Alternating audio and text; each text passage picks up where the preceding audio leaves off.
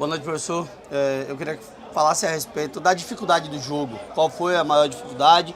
Um elenco que você deu uma girada novamente para escalar, definiu os 11 e teve um certo trabalho, né, para vencer essa partida hoje aqui no Adalto Moraes. Boa noite. A gente jogou muito mais parecido com 2023 do que com 2024, né? Com bolas longas, tentando aproveitar a segunda bola, que é a maneira que esse gramado, o lugar onde nós estivemos em campo, que é verde, permite, né? Então nós usamos de acordo com o que nós podíamos. Tivemos uma zaga firme em bola aérea, talvez os dois jogadores com melhor jogo aéreo, que ajudou bastante a se defender. Não foi um jogo, não dá nem para fazer uma avaliação muito técnica do jogo, mas o que dá para avaliar é a competitividade do time. Talvez um campo até, um gramado pior do que lá no Piauí, né?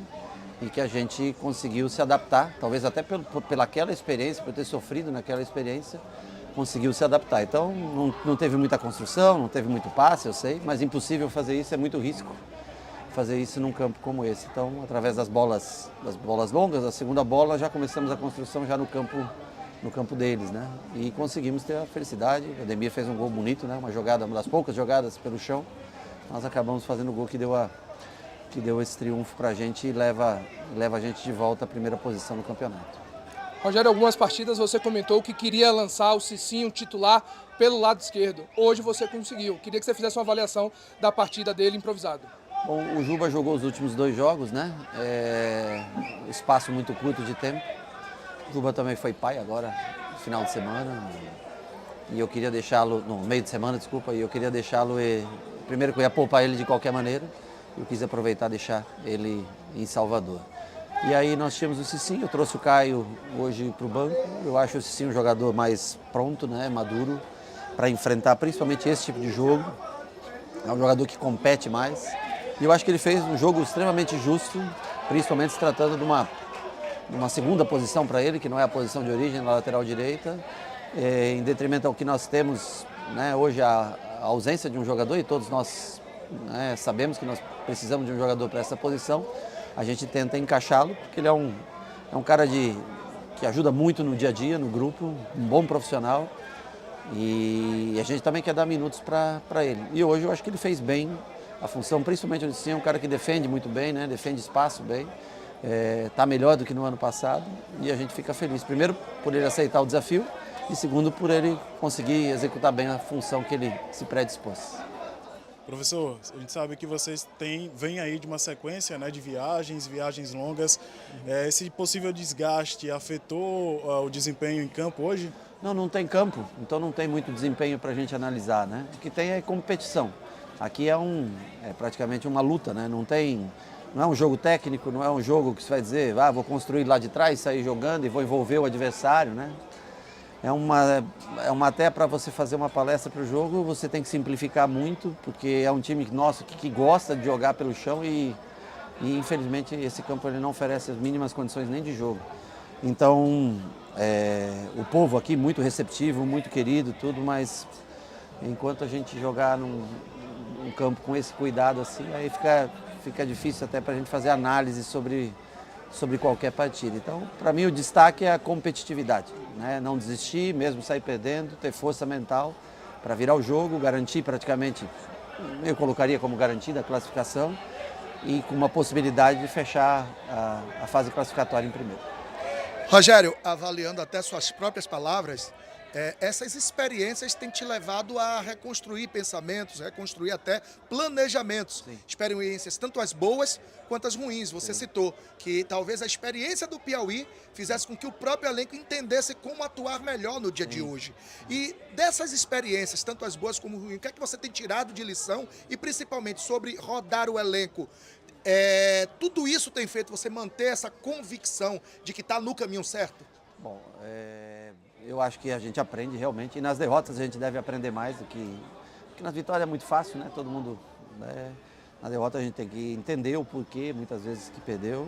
Às vezes vocês têm uma observação ou têm uma análise, e a gente que está mais vivendo o dia a dia do clube, né?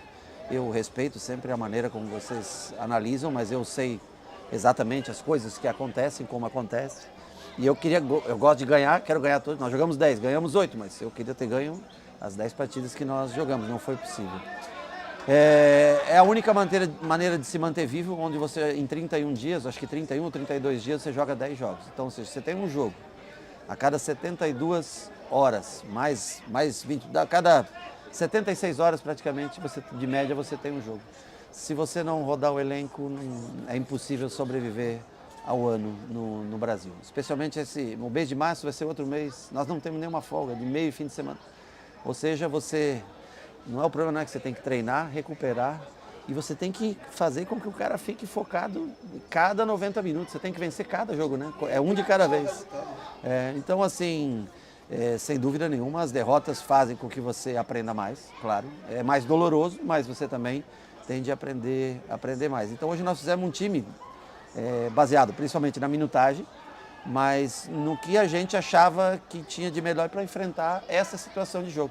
Sabendo que não ia ter, por exemplo, Cauli e Everton Ribeiro não iam fazer a diferença hoje na parte técnica, porque pouco eles teriam a bola pelo chão, né? Então acho que é melhor você ter um Tassiano, que é um jogador mais competitivo, ter o Everaldo, que é um jogador mais de disputa.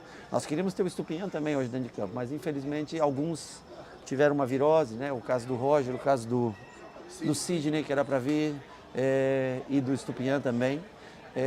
E aí nós não conseguimos nem o banco, você vê que nós só tínhamos um atacante no banco, só o Ademir no banco. E que não é um atacante que para esse tipo de jogo ideal, mas que fez o gol que decidiu. Eu acho que ele mais descansado no segundo tempo, o Ratão é um jogador mais forte, né, de combate. Então assim, dentro do que nós vivemos daquele jogo do River, eu acho que nós tiramos uma boa lição para o jogo de hoje. Bom, a violência está estabelecida, a gente tem visto isso direto. Você, a semana passada, após o jogo com o Vitória, você falou do Adriel sendo o goleiro do campeonato baiano. O Danilo Fernandes, há 2 anos atrás, sofreu uma agressão, que até agora ninguém foi preso. Isso foi um prêmio para ele? Você ter colocado ele nesse jogo?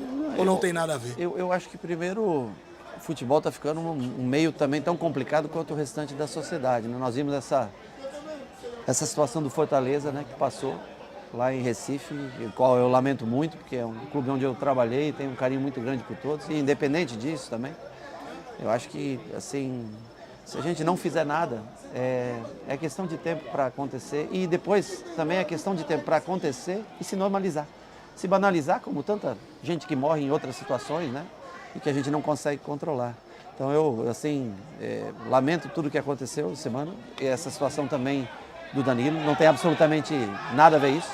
Foi uma semana boa de treino do Danilo, ele é um menino que sempre tem uma voz ativa muito grande, participa, tem sido sempre muito bom profissional, é um bom goleiro, tem experiência, não tem por que ele não jogar. O Adriel pode voltar a jogar no próximo jogo do Campeonato Baiano, isso também não tira a oportunidade dele ter outros jogos.